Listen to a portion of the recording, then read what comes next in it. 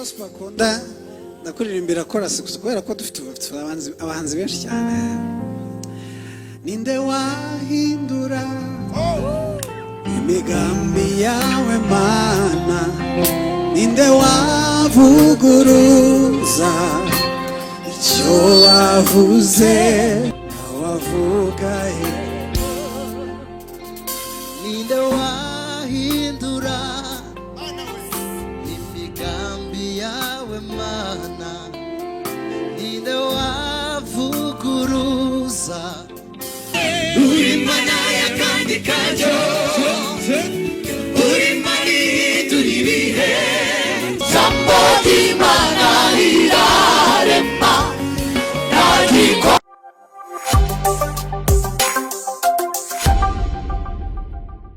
Tera François kubyaguruka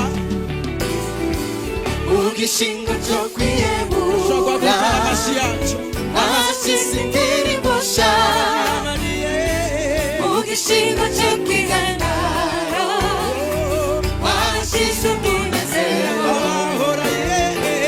abahora bariko bararira ubu bariko baratwenga basanye indirimbo zishishire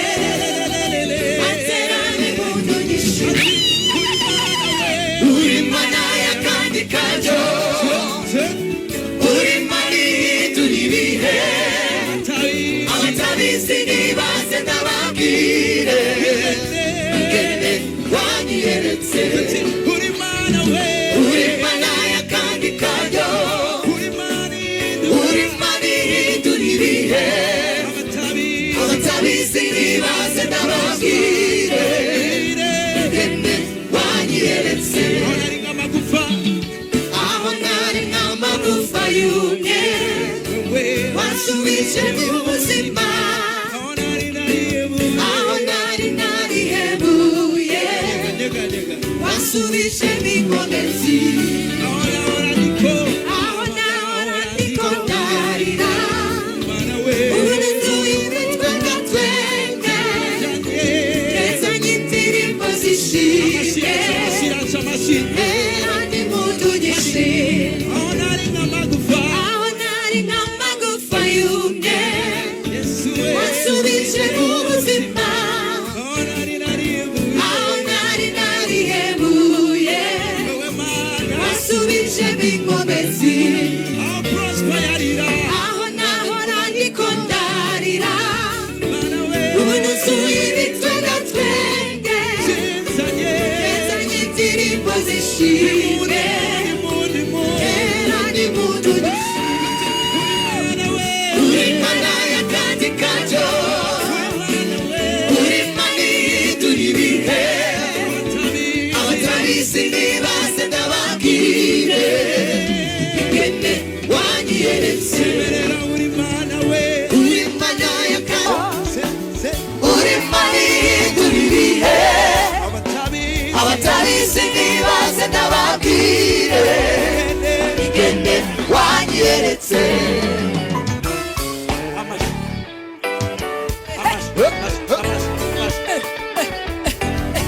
amashyi yacu niba munezerewe.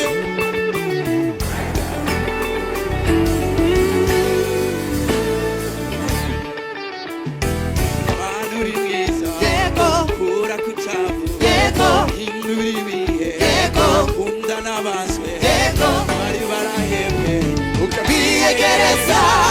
Mana uri mwiza, Mana uri mwiza, yego, kura ku cyavu, yego, hindura ibihe, yego, kunda n'abaswe yego, bari barahebwe ukabiyegereza. Mana uri mwiza, Mana uri mwiza, yego, kura ku cyavu, yego, hindura ibihe, yego, kunda n'abaswe yego, bari barahebwe ukabiyegereza.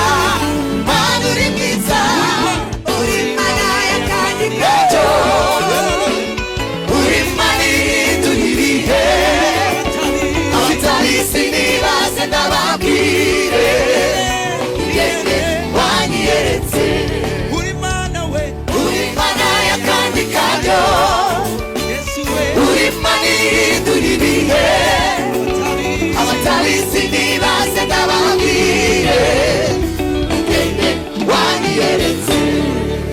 twakiriye Maletina Prosper yagiye abwira umukunzi bati kuri uyu munsi nzaba nkwakiriye imbere y'imbaga kandi nzaba nkwinjije mu muryango mugari wa bene Gasinzira uzizirwa kandi uzaberwa.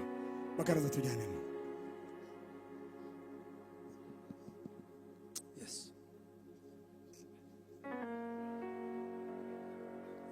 Ntabwo banzogira kuko turi kumwe,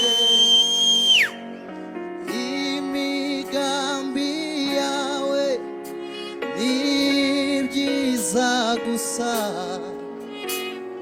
sinziganyira nibaza iby'ejo, ibyo wibwira kungirira si bibi. Ntabwo wanzogira kuko turi kumwe, imigambi yawe ni byiza gusa, sinziganyira nibaza iby'ejo, ibyo wibwira kungirira si bibi. Ntabwo wanzogira kuko turi kumwe, imigambi yawe ni byiza gusa, sinziganyira nibaza iby'ejo, ibyo wibwira kungirira si bibi. Ntabwo wanzogira kuko turi kumwe, imigambi yawe ni byiza gusa, sinziganyira nibaza iby'ejo, ibyo wibwira kungirira si bibi. Sinziganyira nibaza iby'ejo, ibyo wibwira kungirira si bibi.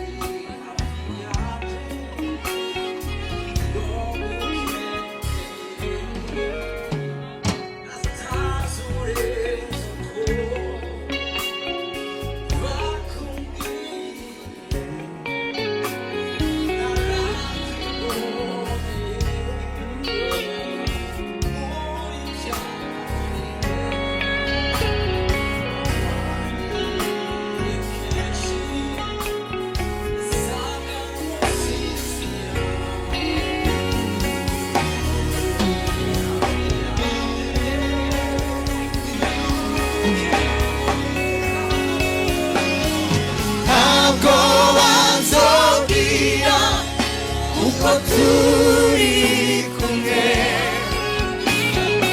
imigambi yawe ni myiza gusa,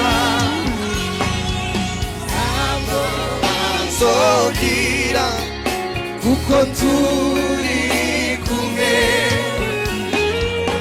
imigambi yawe ni byiza gusa, sinziganyira nibaza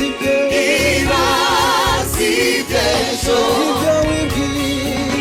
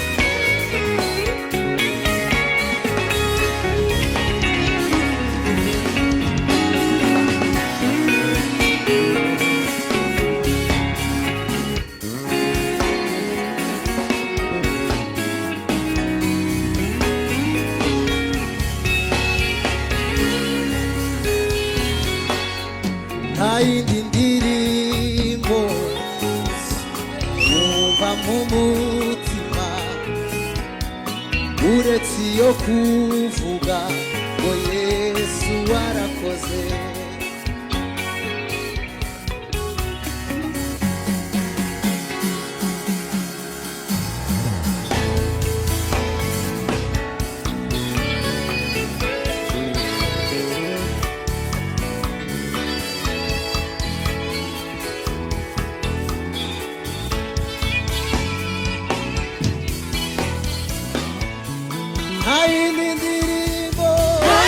Ndirimbo numva mu mutima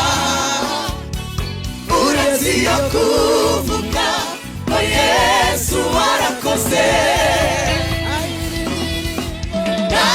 Ndirimbo numva mu mutima uretse yo kuvuga ngo Yesu warakoze.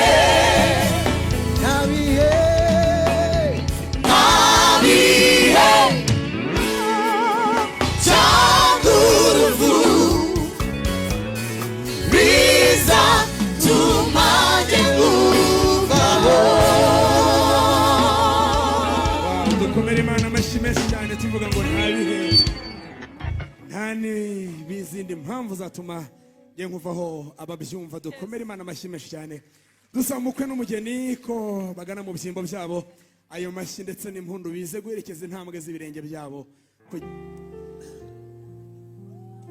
Ibasha gukora ibiruta cyane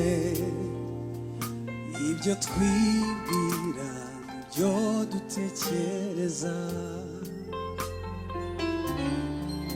Si umuntu wibeshye ivuze biraba, ntacyo yavuze ngo gihere.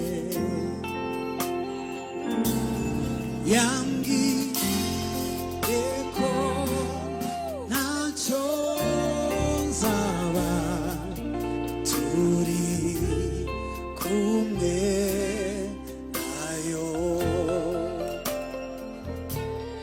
Nawe imisozi yakurwayo Imana idahinduka. Yambwiye ko ntacyo zaba turi kumwe nayo. nawe imisozi yakurwayo Imana idahinduka.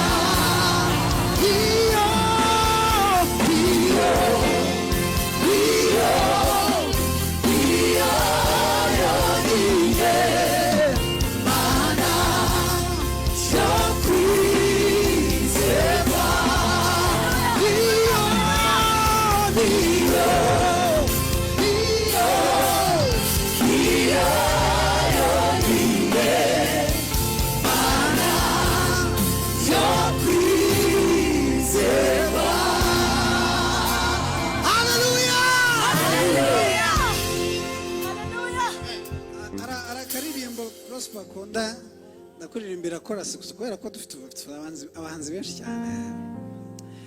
Ninde wahindura imigambi yawe Mana, ninde wavuguruza icyo wavuze uvuze yego, wavuga hoya uvuze hoya,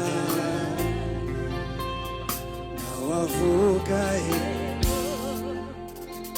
Ninde wahindura imigambi yawe Mana, ninde wavuguruza icyo wivugiye uvuze yego,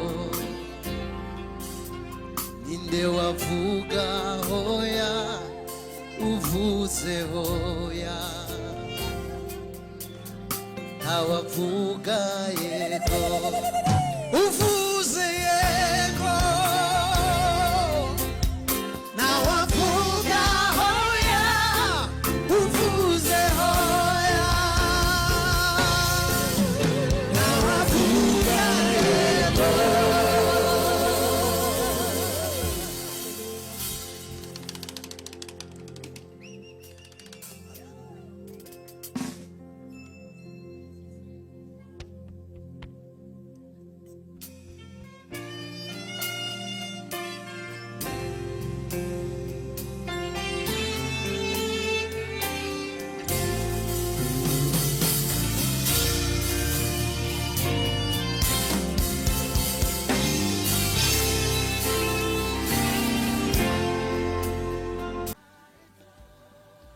Muraho mwese ku batanzi njyewe nyitwa Nancy uzamukunda ninje kurikira Mfrakazi Martine mpagaze hano mpagariye na barumuna banje abatoya bacu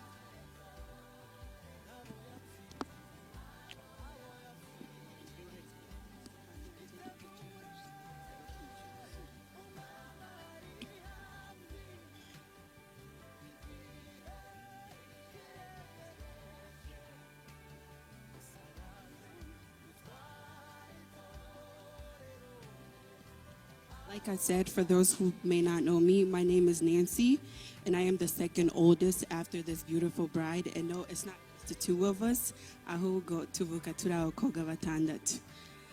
My little sisters, Yvette, Grace, Esther, and Joy, couldn't be here today, but I stand here speaking on behalf of all of us, her younger siblings.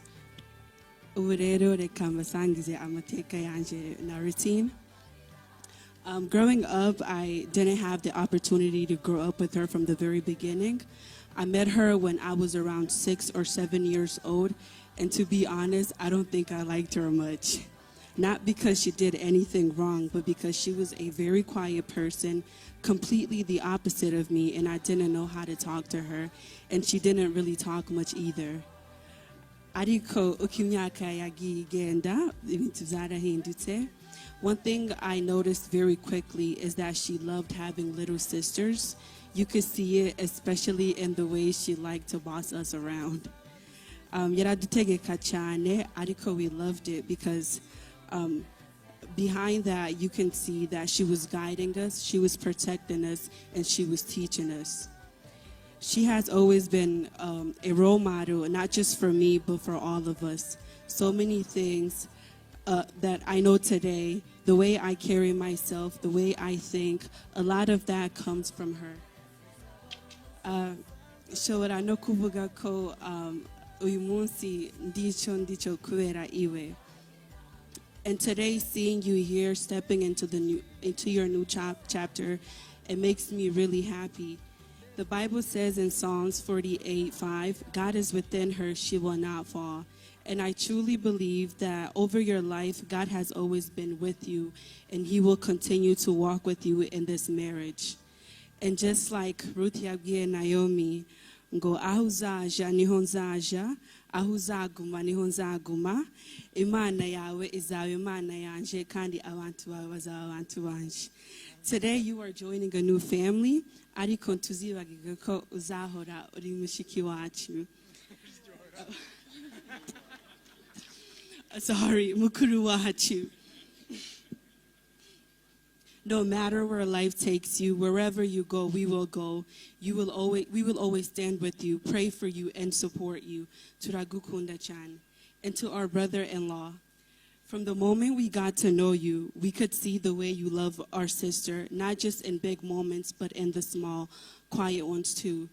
The way you care for her, respect her, stand by her, honestly, it gives us peace. Because as her sisters, that's all we could ever want, for someone to love her the way she truly deserves. And we're not just gaining a brother-in-law, we're gaining a brother, period. Turagushima cyane kandi turakwakiye mu muryango wacu wa Mugunga. Turakwishimiye cyane. And One thing that I've noticed about these two is that how similar they are. Your calmness, your kindness, your way of moving through life, it's like you were designed for each other.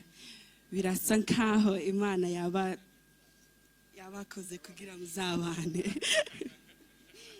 Dusenga ko Imana izabana namwe muri uru rugo rusha, ibaha urukundo, amahoro n'umugisha.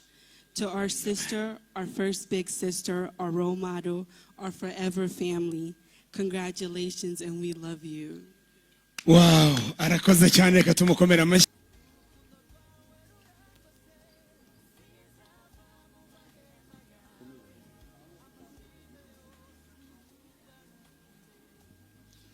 Muri hangana gatoya turacarimo tushaka foto y'umunsi. Abasore baravuga ngo nta foto nta cyabaye.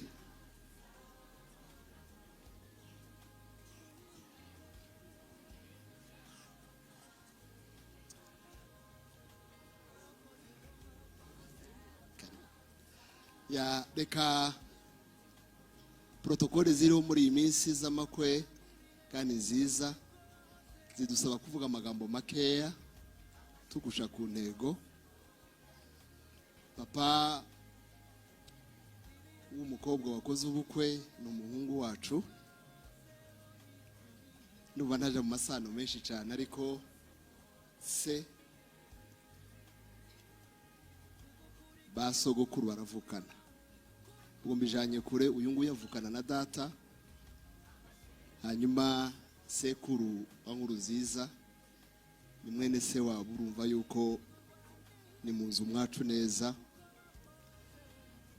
Nibo ngira ngo bashobora kuba bashingiye umukobwa w'umwuzukuru wa mbere, kubera ko abantu dusigaye tuba kure dutatanye.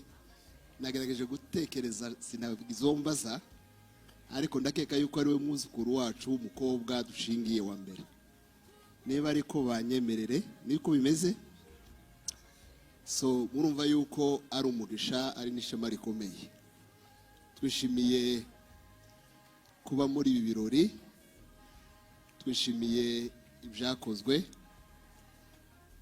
twashimye umukwe. Sivuga amagambo menshi, mumeze ni inshuti yacu cyane, inshuti y'abantu b'umuryango wacu benshi. Ntabwo twari tuzi yuko afite surprise nziza yo kuzana umwuzukuru wacu. Twabyishimiye cyane. Ndatinze ku ruhande rwanje nk'umuryango wanje, kubera uburyo umuryango wanje ubana na Nkuruziza sebukwe, by'umwihariko abana banje b'abahungu. Twamugeneye inka Nkuruziza. Mbere yuko asubirayo tuzaganira mugereho. Prosper Nkomezi twari twamuhaye inka mu minsi ishize, nko mu mezi 3 ashize, yari ataragera mu rugo kuyifata, ariko nayo irahari. Noneho ni inka igiye no gukamirwa umwuzukuru wacu. Ndagira ngo mfate uyu mwanya shimire n'umuryango wa Mugunga muri rusange. Sabe Perezida atambuke hano, kuko nta bundi tuza kubivuga. Perezida w'umuryango wa Mugunga atambuke hano, tumushimire mumubona. Turi mu gukora amakwe menshi atatuvunye, kubera organisation nziza Perezida na timu yiwe bashizeho. Amakwe arakorwa, abantu bakayakorera zoroshe kabisa. Nk'ubu bukwe murabona aho bwageze, je n'uyu mwanya mbujemo, ariko bwageze neza, babukoreye neza kubera organisation nziza. Turasaba ngo udushikirize ubutumwa ku muryango mugari wa Mugunga, badushimire, kandi turashima umuntu mukora, turabashigikiye. Habaye hari umuntu umwe muri twebwe wundi waba ufite inka tanga cyangwa ikindi avuga, namuha mikrofone. Arakoze cyane. Ntanga kuko ntazo mfite aho zagiye barahazi. Hanyuma kandi yazitanze, Nkuruziza yazitanze mu izina ry'umuryango. hanyuma ngenda avuga mu izina ry'umuryango wa Birengo, ngira ngo Bishop avuye kuvuga mu izina ry'umuryango twahagurukiye hano, ariko ngenda avuga mu izina ry'umuryango wa Birengo. Ndabashimira mu by'ukuri abantu bose mwafashe umwanya wanyu, hariho ababiteguye ubukwe bw'aba bana. Dufite bw'umwuzukuru wacu mu minsi mike nyirakurigaza avuga ngo abuzukuruza turanabafite, bazaba bagiye kongera ku bandi buzukuruza, kuko abuzukuruza bo turabafite barahari kandi bakuru rwose. Ibyo turabishima Imana. Murumva uwo muryango ufite abuzukuruza kandi abo dukomokaho bamwe baracyahari. Mu by'ukuri nishimwe ry'Imana. Hanyuma abakoze bose, mwebwe umuryango wa Birengo, umuryango wa Ruvubika, umuryango wa Serutende, umuryango w'abagabo, mwakoze byinshi ku bukwe bw'aba bana. Turabishima, turabizirikana. Abagunga mwarakoze kandi muzaduhorere gutya. Ahubwo mboneyeho, murabizi neza kuwa gatandatu tuzaba turi mu bundi bukwe bw'uyu muryango nk'ubu. Karibu cyane, Imana ibahe umugisha. Turishimye kandi kuwabona bizatunezeza. Hanyuma mfurakazi yatuzaniye umugabo mwiza. Papa, turakwakiriye, Imana iguhe umugisha. Sokuru wawe ukwegereye naguhobere mu izina ryacu twese. Hanyuma ubwo turakubwiye ngo karibu, Imana ibahe umugisha. Ahasigaye kanze gusaba n'ubundi umukwe n'umugeni batarasubira mu byimbo byabo, batera intambwe kuko batangiye imirimo cyane cyane ya bugufi. Reka nze kubasaba batera intambwe, bakaraza babe badutorera ishako yaherekeza izi ntambwe. Ariko mbibutsa ko mu kanya Ben ndetse na Chance bagiye kwegera inanga zabo bakaduha indirimbo yakorewe uyu munsi iri muzo. Prosper Nkomezi yasabye ati iki gitaramo gikwiye kumvikanamo amajwi ahimbaza Imana, kandi Ben na Chance ni bamwe mu bantu bavuze Imana neza, twumva bigeze ku ndiba y'imitima yacu. Abantu turi kumwe na Ben na Chance, dukomere Imana amashyi tubabwira ngo begere inanga zabo. Ubundi dufite indirimbo zigera muri 38 tuza kumva muri uyu mugoroba, zaririmbwe n'abahanzi 19. Izo ndirimbo zo turaza kuzumva, harimo n'iza Nkomezi. Ntimuze kurambirwa, ntago buri buke tutarataha. Icyo nzi cyo birajya kugera mu rukerera buri wese yatashye, ariko iki gitaramo turaza kukibamo. Reka nze gusaba Prosper atera intambwe yigire bugufi, hanyuma mukanya ndabizi ko turifite igitaramo kiri mu byiciro, ariko reka nze gusaba Prosper n'umukunzi we amwegereza uyu mutsi mutsitse uwo yatsikamiye n'imitsi ye, akiyemeza kutazawutsimbararaho. Ati umukunzi wanjye nzamusangiza ibyiza kandi nzaharanira yuko ibihe ibihumbi azahora aguwe neza. Ati umukunzi wanjye azakomeza kwizihirwa kandi ibimunezeza ntibizashira, nzaharanira yuko ahora yishimye. Ati iki ni ikimenyetso cy'ibyiza ngo uyu munsi ngo ugubwe neza ingomeje niyizihirwe. Uyu mutsima utuweho umukunzi wa Prosper. Ati niwakire n'ibi bikunyure. Abahanzi ba gospel bose muzi mu Rwanda, uretse abatari muri iki gihugu kubera impamvu z'akazi, abandi bose bateraniye aha ngaha, uhereye kuri ngewe ukageza ku bandi. Kandi turatwumva Ben ndetse na Chance basasanura.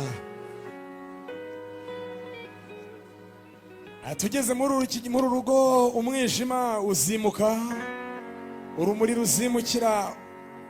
Ati umwijima uzimukira urumuri, kubera ko umukunzi wanjye atashye muri uyu muryango. Tuzahora twiziwe kandi tuzaberwa. Ati kuko atashye muri gitaramo umukunzi wanjye Letina cyangwa se Fatine. Ati naze yizirwe aberwe, kandi C Films Production nabo barakomeza kubyitaho.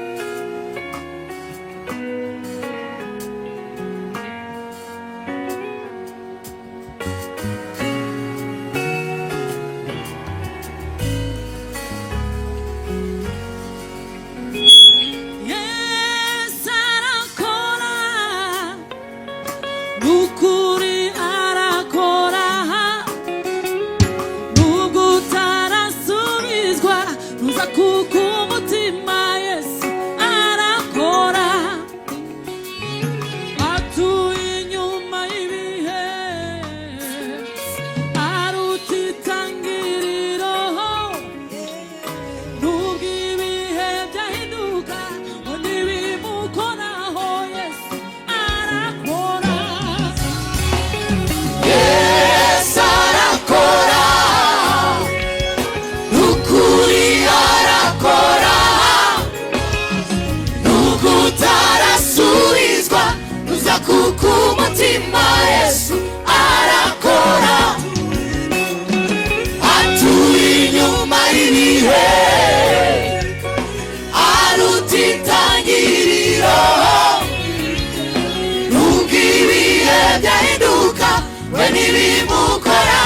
Yesu arakora,